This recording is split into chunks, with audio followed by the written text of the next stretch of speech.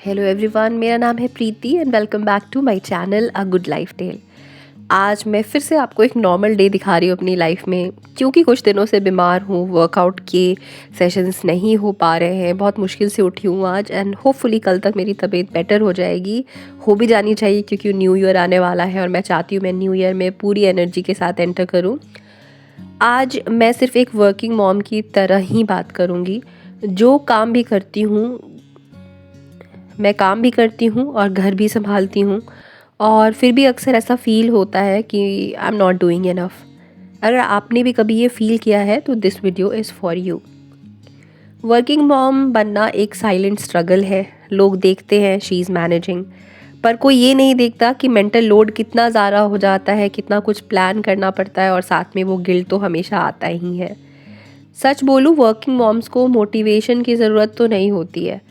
हमें चॉइस ही नहीं मिलती कि हम डीमोटिवेटेड रह सकें, क्योंकि हमें बिल्स भी पे करने हैं और बच्चों को पढ़ाना भी है ताकि उनका फ्यूचर बन सके, और साथ ही अपनी आइडेंटिटी और ड्रीम्स भी तो है। प्रॉब्लम मोटिवेशन की नहीं होती, प्रॉब्लम होती है एनर्जी मैनेजमेंट की। सो मैं आपसे शेयर कर रही हूँ 20 real work life balance tips. सबसे पहले मेंटल एंड इमोशनल बैलेंस मैं कैसे मेंटेन करती हूँ। गिल्ट को नॉर्मलाइज करना सीखो, क्योंकि गिल्ट का मतलब फेलियर नहीं होता है।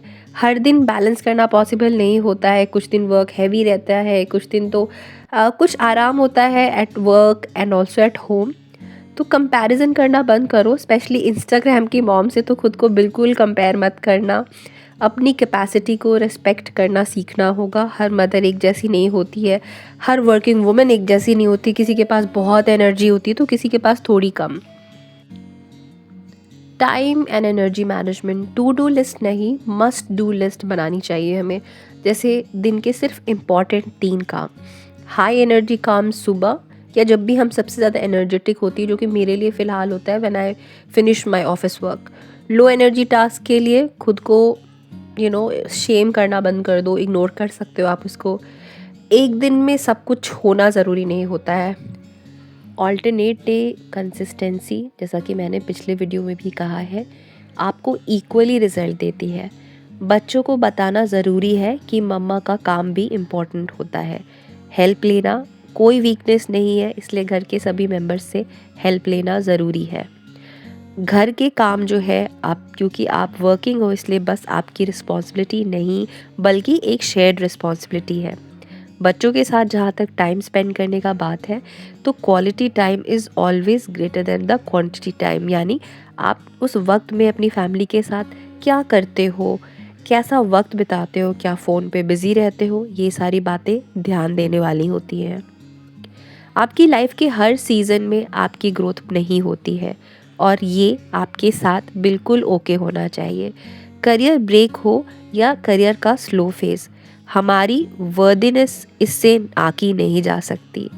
बस हमें अपना स्किल अपग्रेडेड रखना होता है और थोड़ा थोड़ा करके अपने करियर में आगे बढ़ते रहना होता है, क्योंकि एक मैन की करियर जर्नी एक वुमेन के करियर जर्नी से बहुत डिफरेंट होती है।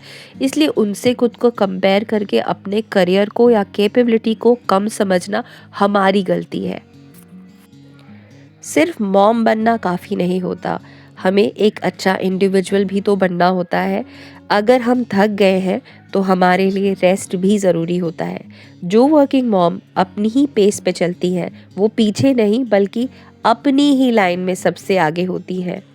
मैंने ये वीडियो इसलिए बनाई है क्योंकि वर्किंग मॉम्स को और प्रेशर नहीं चाहिए, उन्हें चाहिए अंडरस्टैंडिंग, रियलिस्टिक गाइडेंस और एक जगह जहां वो जज ना हो, और ये चैनल आपके लिए वही जगह है। अगर आज आपने काम भी किया, घर भी संभाला और फिर भी थक गई हैं, तो प्लीज़ याद रखना, आप कमज़ोर नहीं हो, आप ह्यूमन हो। Working moms don't need to do more, they need to breathe and do less. Thank you for watching the video. I hope आपको ये वीडियो अच्छी लगी होगी।